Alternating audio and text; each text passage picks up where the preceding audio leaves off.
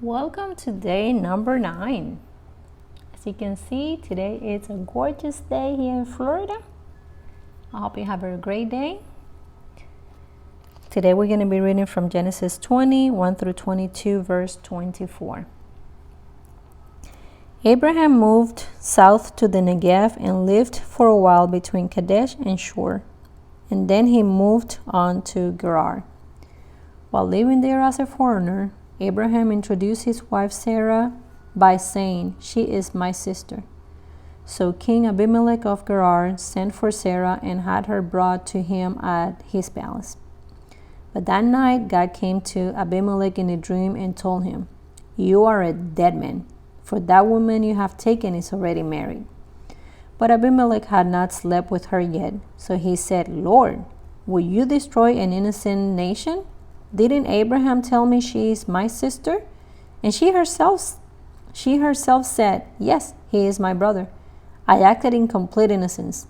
My hands are clean."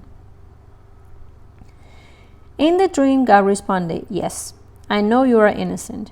That's why I have kept you from sinning against me and why I did not let you touch her. Now return the woman to her husband, and he will pray for you, for he is a prophet. Then you will live.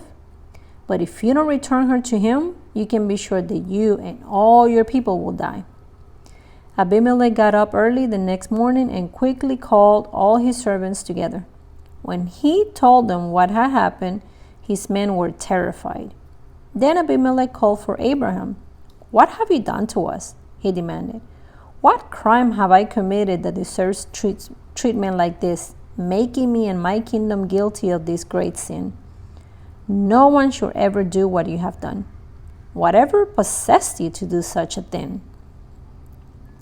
Abraham replied, "I thought, this is a godless place. They will want my wife and kill me to get to her. And she really is my sister, for we both have the same father, but different mothers. And I married her. When God called me to leave my father's home and to travel from place to place, I told her, 'Do me a favor. Wherever we go, tell the people that I am your brother.' Then Abimelech took some of his sheep and goats, cattle and male and female servants, and he presented them to Abraham. He also returned his wife Sarah to him. Then Abimelech said, 'Look over my land and choose any place where you would like to live.' And he said to Sarah, 'Look, I am giving you your brother 1,000 pieces of silver in the presence of all these witnesses. This is to compensate you for any wrong I may have done to you. This will settle any claim against me, and your reputation is clear.' Then Abraham prayed to God, and God healed Abimelech, his wife, and his female servants, so they could have children. For the Lord had caused all the women to be infertile because of what happened with Abraham's wife, Sarah. The Lord kept his word and did for Sarah exactly what he had promised. She became pregnant, and she gave birth to a son for Abraham in his old age. This happened at just the time that God had said it would. And Abraham named their son Isaac. 8 days after Isaac was born, Abraham circumcised him as God had commanded. Abraham was 100 years old when Isaac was born. And Sarah declared, 'God has brought me laughter, and all who hear about this will laugh with me.' Who would have said that to Abraham, that Sarah will nurse a baby? Yet I have given Abraham a son in his old age." When Isaac grew up and was about to be weaned, Abraham prepared a huge feast to celebrate the occasion. But Sarah saw Ishmael, the son of Abraham, and her Egyptian servant Hagar making fun of her son Isaac. So she turned to Abraham and demanded, "Get rid of that slave woman and her son. He is not going to share the inheritance with my son Isaac. I won't have it." These upset Abraham very much because Ishmael was his son. But God told Abraham, "Do not be upset over the boy and your servant. Do whatever Sarah tells you, for Isaac is the son through whom your descendant will be counted. But I will also make a nation of the descendants of Hagar's son, because he is your son too." So Abraham got up early the next morning, prepared food and a container of water, and strapped them on Hagar's shoulders. Then he sent her away with her son, and she wandered aimlessly in the wilderness of Beersheba. When the water was gone, she put the boy in the shade of a bush. Then she went and sat down by herself about 100 yards away. "I don't want to watch the boy die," she said, as she burst into tears. But God heard the boy crying, and the angel of God called to Hagar from heaven, "Hagar, what's wrong? Do not be afraid. God has heard the boy crying as he lies there. Go to him and comfort him, for I will make a great nation from his descendants." Then God opened Hagar's eyes, and she saw a well full of water. She quickly filled her water container and gave the boy a drink. And God was with the boy as he grew up in the wilderness. He became a skillful archer, and he settled in the wilderness of Paran. His mother arranged for him to marry a woman from the land of Egypt. About this time, Abimelech came with Phicol, his army commander, to visit Abraham. "God is obviously with you, helping you in everything you do," Abimelech said. "Swear to me in God's name that you will never deceive me, my children, or any of my descendants. I have been loyal to you, so now swear that you will be loyal to me and to this country where you are living as a foreigner." Abraham replied, "Yes, I swear to it." Then Abraham complained to Abimelech about a well that Abimelech's servants had taken by force from Abraham's servants. "This is the first time I've heard of it," Abimelech answered. "I have no idea who is responsible. You have never complained about this before." Abraham then gave some of his sheep, goats, and cattle to Abimelech, and they made a treaty. But Abraham also took 7 additional female lambs and set them off by themselves. Abimelech asked, "Why have you set these 7 apart from the others?" Abraham replied, "Please accept these 7 lambs to show your agreement that I dug this well." And he named the place Beersheba, which means well of the oath, because that was where they had sworn the oath. After making their covenant at Beersheba, Abimelech left with Phicol, the commander of his army, and they returned home to the land of the Philistines.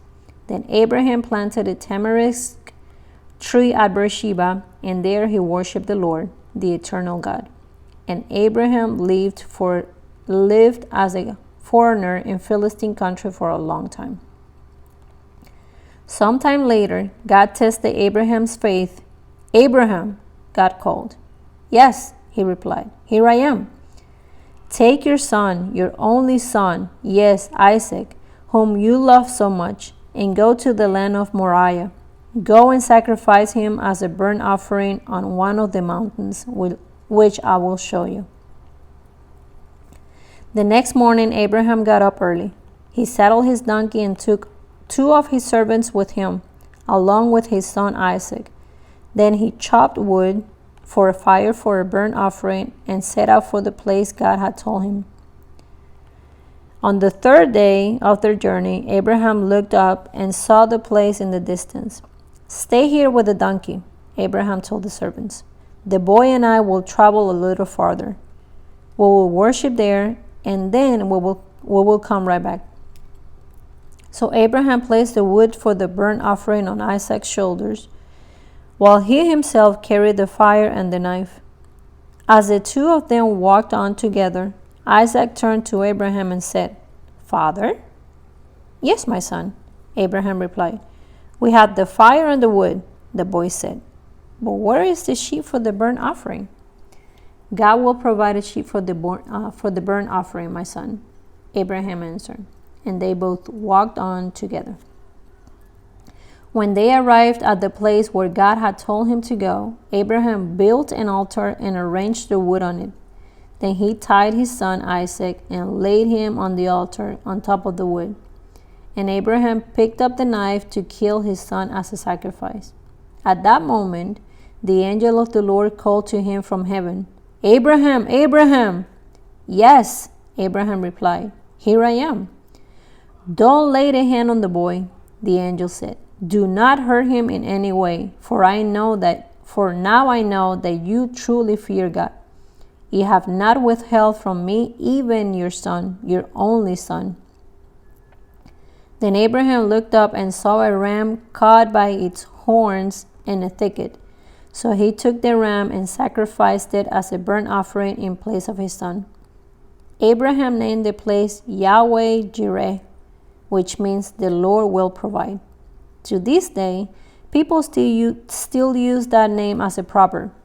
On the mountain of the Lord, it will be provided. Then the angel of the Lord called again to Abraham from heaven. This is what the Lord says, because you have obeyed me and have not withheld even your son, your only son, I swear by my own name that I will certainly bless you. I will multiply your descendants beyond number, like the stars in the sky and the sand on the seashore. Your descendants will conquer the cities of their enemies, and through your descendants all the nations of the earth will be blessed, all because you have obeyed me. Then they returned to the servants and traveled back to Beersheba, where Abraham continued to live. Soon after this, Abraham heard that Milcah, his brother Nahor's wife, had borne Nahor 8 sons. The oldest was named Uz, the next oldest was Buz, followed by Kemuel, the ancestor of the Arameans, Kezed, Hazo, Pildash, Jitlaph, and Bethuel. Bethuel became the father of Rebekah.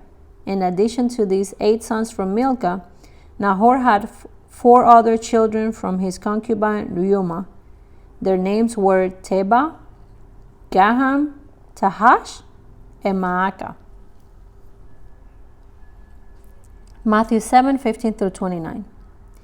Beware of false prophets who come disguised as harmless sheep but are really vicious wolves.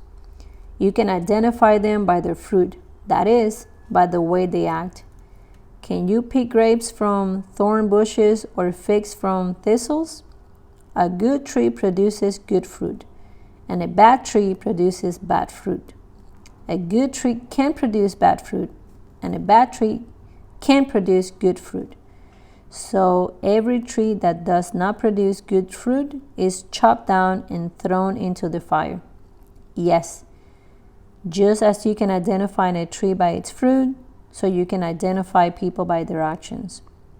Not everyone who calls out to me, Lord, Lord, will enter the kingdom of heaven. Only those who actually do the will of my Father in heaven will enter. On Judgment Day, many will say to me, Lord, Lord, we prophesied in your name and cast out demons in your name and perform many miracles in your name. But I will reply, I never knew you. Get away from me, you who break God's law. Anyone who listens to my teaching and follows it is wise, like a person who builds a house on solid rock. Though the rain comes in torrents and the floodwaters rise and the winds beat against that house, it won't collapse because it is built on bedrock. But anyone who hears my teaching and doesn't obey it is foolish, like a person who builds a house on sand. When the rains and floods come and the winds beat against that house, it will collapse with a mighty crash. When Jesus had finished saying these things, the crowds were amazed at his teachings, for he taught with real authority, quite unlike their teachers of religious law. Psalm 9, 1-12. I will praise you, Lord, with all my heart. I will tell of all the marvelous things you have done. I will be filled with joy because of you. I will sing praises to your name, O Most High. My enemies retreated. They staggered and died when you appeared. For you have judged in my favor. From your throne you have judged with fairness. You have rebuked the nations and destroyed the wicked. You have erased their names forever. The enemy is finished in endless ruins. The cities you uprooted are now forgotten. But the Lord reigns forever, executing judgment from his throne. He will judge the world with justice and rule the nations with fairness. The Lord is a shelter for the oppressed, a refuge in times of trouble. Those who know your name trust in you. For you, O Lord, do not abandon those who search for you. Sing praises to the Lord who reigns in Jerusalem. Tell the world about his unforgettable deeds. For he who avenges murder cares for the helpless. He does not ignore the cries of those who suffer. Proverbs 2:16-22. Wisdom will save you from the immoral woman, from the seductive words of the promiscuous woman. She has abandoned her husband and ignores the covenant she made before God. Entering her house leads to death. It is the road to the grave. The man who visits her is doomed. He will never reach the paths of life. So follow the steps of the good and stay on the path of the righteous. For only the godly will live in the land, and those with integrity will remain in it. But the wicked will be removed from the land, and the treacherous will be uprooted. And that concludes day number 9. Thank you again for listening. Have a great and blessed day. I will see you tomorrow.